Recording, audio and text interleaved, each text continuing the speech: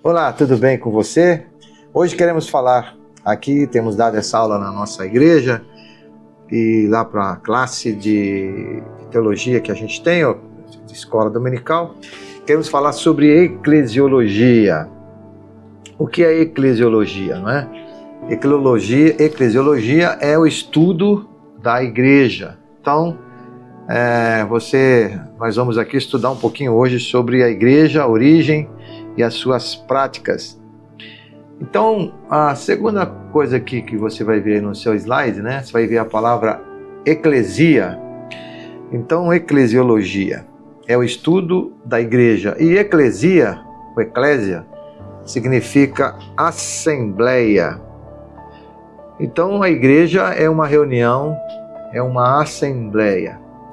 Só que a assembleia é de pessoas salvas. Um clube não é igreja, uma reunião de futebol não é, de futebolistas não é igreja, uma reunião na tua casa não é igreja. Então a igreja é uma reunião de pessoas comprometidas e salvas. Jesus disse, onde tiver 2 ou 3 pessoas reunidas no meu nome. Então também é um paradigma, quero quebrar esse paradigma, dizer que a igreja é você sozinho. Você não é igreja. Você é corpo de Cristo, você é templo. Mas igreja é a reunião das pessoas. Então muita gente hoje despreza a igreja é colocada como falha, e tudo isso é verdade. Se você pegar a igreja desde o seu princípio, vai descobrir que ela tem falhas, porque tem o ser humano. Mas quando você pega a igreja, 7 igrejas do Apocalipse, que é o número de perfeição, 7, né? Que seria a igreja é perfeita. Então, para Deus, a igreja é o único recurso que Ele tem na terra. Então, se você não faz parte de nenhum movimento onde se pregue a palavra de Deus, se canta, se ora, você tem que pensar sobre isso daí. Então, a eclesiologia estuda sobre a origem e a prática da igreja. Então, Jesus foi o primeiro a usar a palavra eclesia, ou eclésia, em Mateus capítulo 16, verso 18, e lá no Novo Testamento. Então, essa é um lugar de pessoas salvas, regeneradas, convertidas, santificadas, que foram batizadas pelo Espírito Santo. Isso é uma igreja, 1 Coríntios 6:11. A igreja foi planejada no eterno conselho de Deus antes da fundação do mundo. A gente vê isso lá em Efésios. Então, nós vemos essas coisas aí. Então, a igreja foi projetada por Jesus, foi preparada lá no Antigo Testamento, prometida no Novo Testamento, e Jesus morreu por ela. Então, a igreja é esse projeto de Deus na terra. Então, hoje tem muitas pessoas que não valorizam a igreja e sempre acham defeitos na igreja, né? E não vai à igreja como se a igreja fosse alguma coisa humana. Mas Jesus disse, né? Eu edificarei a minha igreja. Então a igreja é de Jesus. Então a igreja não é sua e nem minha. Agora, a igreja tem falhas, mas eu gosto muito daquela expressão de Philip Yancey, quando ele diz assim, a igreja, já que eu não preciso da igreja, essa é uma expressão errada, né? Mas eu tenho que lembrar que a igreja precisa de mim. Então há muitas pessoas que precisam da pessoa que está na igreja para ajudá-la, seja financeiramente, seja levando a palavra, seja usando seus dons e seus talentos. E Jesus disse também uma expressão, pega os seus discípulos e leva, não é perto de onde Jesus sai caminhando e vai até a cidade de Filipos, Cesareia de Filipos, lá no norte de Israel, e onde tem toda uma série de paganismo, de pagãos, e onde eles adoravam Deus Pan, que é aquele Deus metade homem, metade bode, que tocava uma flautinha e fazia as pessoas ficarem assustadas na floresta. Então, nessa caverna, nesse lugar onde eles adoravam, eles achavam que ali era a porta do inferno, levava para as profundezas do inferno. Jesus leva os seus discípulos ali e diz assim, a porta do inferno não prevalecerão sobre a minha igreja. Então o que Jesus estava dizendo, uma lição bem prática, dizendo que o paganismo, a idolatria, as próprias pessoas não destruiriam não destruiriam a igreja de Jesus. E a igreja continuou em pé até hoje, nesses 2000 anos, com problemas, mas a igreja, ela é uma coisa muito importante. Então, outra verdade aqui é que a igreja é a expressões relacionadas à igreja, né? Expressões relacionadas à igreja. Então a igreja é a casa de Deus ou casa de oração. A igreja é chamada família de Deus ou povo de Deus. A igreja é o edifício de Deus ou esposa do Cordeiro. Então, são 3 expressões relacionadas à igreja que nós vemos no Novo Testamento. Está aí os textos que você pode acompanhar, né? Casa de Deus, casa de oração, família de Deus, povo de Deus, edifício de Deus e esposa do Cordeiro. Olha como a igreja é importantíssima. Então, se eu não entendo esses contextos, que foi Jesus que fez a igreja, Jesus tem um programa para a igreja, que ela é chamada de casa de oração, família de Deus, edifício de Deus. Casa de oração porque é o lugar onde nós nos reunimos, onde tem 2 ou 3 pessoas. Então a igreja pode ser num templo, pode ser embaixo de árvores, não importa, né? Mas também é chamada família e povo de Deus. Então Deus tem uma família aqui que se reúne. E é o edifício de Deus, que diz o texto que vai crescendo, né? Esse edifício até chegar à estatura de Jesus. Então não há crente desigrejado. Crente desigrejado são pessoas que não estão comprometidas com aquilo que Jesus fundou. Então as 7 cartas que tem lá das 7 igrejas de Apocalipse, como as cartas até de Paulo, todas as igrejas tinham problemas, quase todas, né? Mas também Jesus sempre disse que a igreja era dele. E assim é que ele vai arrebatar a sua igreja até o final dos tempos. A igreja tem um propósito, né? Próximo slide aqui. Qual que é o propósito que essa igreja tem? Deus fez algum propósito. É de glorificar a Deus nos seus cultos de oração, de louvor, né? Então, o propósito da igreja é de glorificar a Deus através do culto, a Bíblia, a oração e louvor. Então essa é uma linha, nesse slide que você está vendo aí, é uma linha vertical. Então você se reúne para você adorar, para você prestar culto, para você ler a palavra de Deus. Então essa é uma linha vertical, né? É a linha da igreja que você lá no céu vai fazer isso. Então por isso que não dá para você ser igreja sozinho. Você precisa de 3 pessoas, 2 ou 3, no nome de Jesus, para estar fazendo aquela atividade de igreja, né? Atividade de adoração, porque lá no céu vai ser assim. Mas também nós temos a linha horizontal. O que é a linha horizontal? A linha horizontal da igreja é alcançar todos os habitantes da terra, a evangelização, batizando em nome do Pai, do Filho e do Espírito Santo e fazendo missões, né? Então, a igreja, ela tem esse propósito. Primeiro, adoração, louvor. Agora, a adoração, ela está relacionada com o serviço. Por quê? Quando você louva a Deus, mas quando você o adora, você presta serviço. Então, para prestar serviço, você precisa usar seus dons e talentos, tanto dentro da comunidade como fora da comunidade. Então, não há adorador sem apresentar o seu corpo a Cristo. Então, Romanos capítulo 12 ensina muito bem sobre isso, né? O adorador é aquele que presta serviço. A palavra é serviço, servo.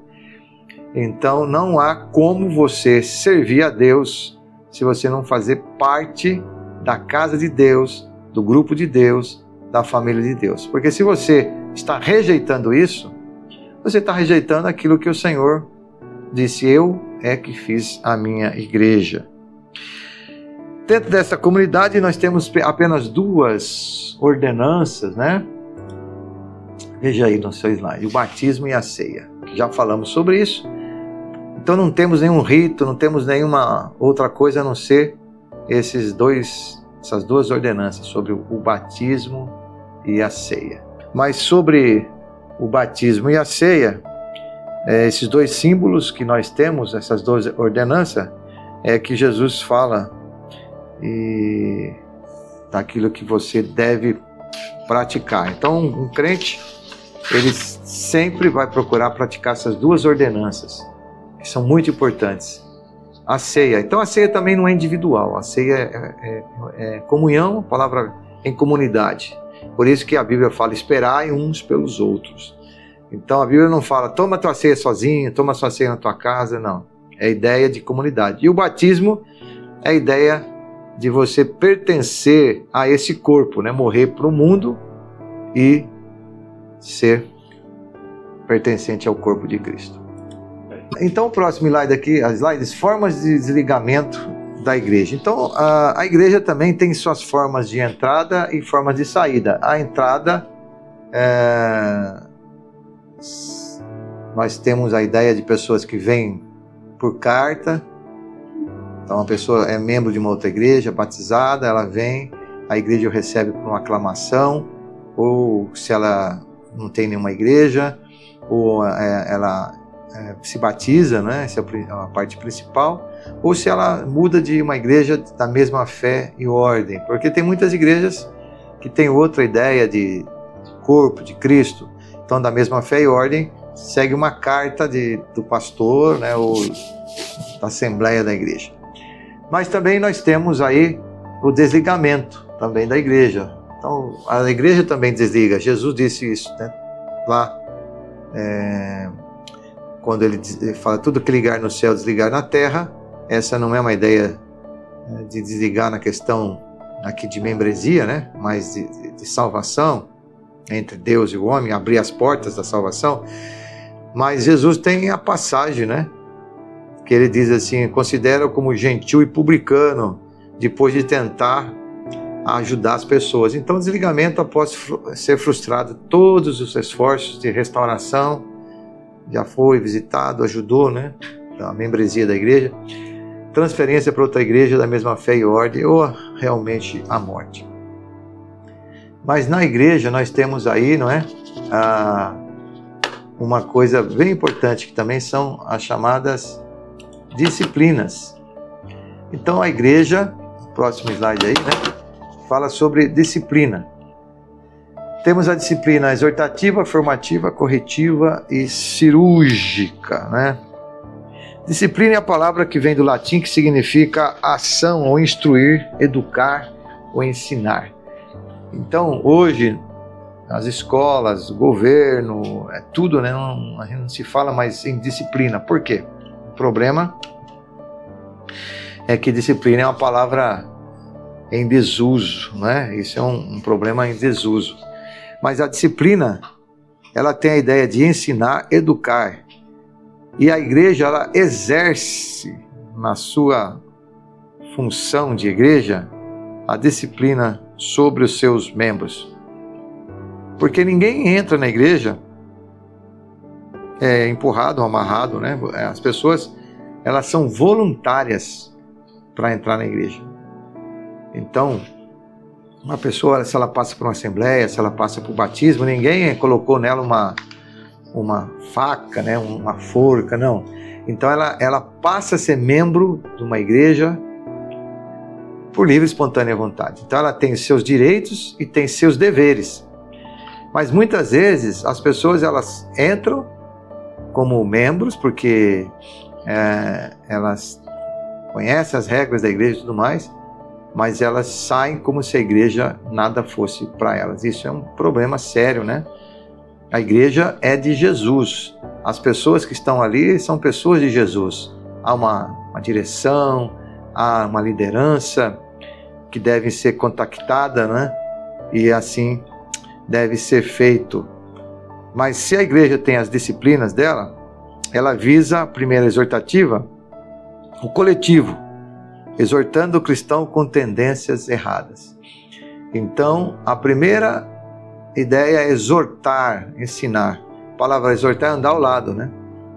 aqueles que têm tendência errada. Formativa, através do púlpito, da educação religiosa, da comunhão, dos trabalhos eclesiásticos. Então, por isso que a formação do caráter, Jesus disse que nós somos formados, e isso vai muito dentro da igreja. Se aprende a conviver, se aprende a perdoar. Então a igreja, ela é fundamental para isso. Se aprende a ser liderado, se aprende a liderar, exercer seus dons e talentos. Tudo isso dentro da comunidade eclesiológica. Então a igreja é isso.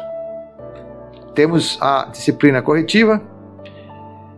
Então algum irmão que cometeu alguma transgressão aos ensinos bíblicos deve ser formado assim, então às vezes um grupo de pessoas, uma comissão, e levado, né, para uma disciplina maior. Deve ser conversado com essa pessoa para ela mudar a sua atitude. Deve ser tratada com amor, com aconselhamento, se ela quiser, né? Mas veja, tudo isso é o que a Bíblia fala para restaurar, tirar a pessoa e dar a ela uma nova oportunidade. E por último, a disciplina cirúrgica é aplicada quando as pessoas não querem, né, saber, não querem ser curadas, não querem ser lavadas e arrumadas sua vida. Então elas são desligadas do rol de membro.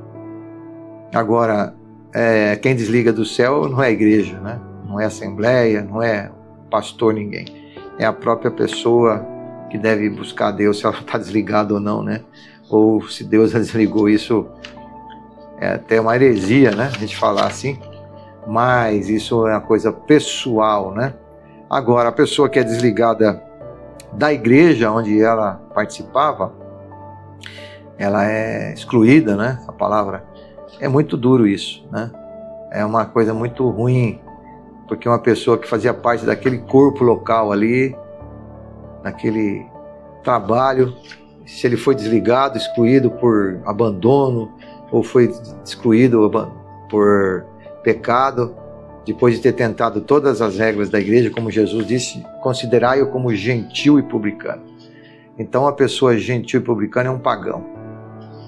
Então, mesmo que a pessoa mude de igreja, a responsabilidade dela continua, né?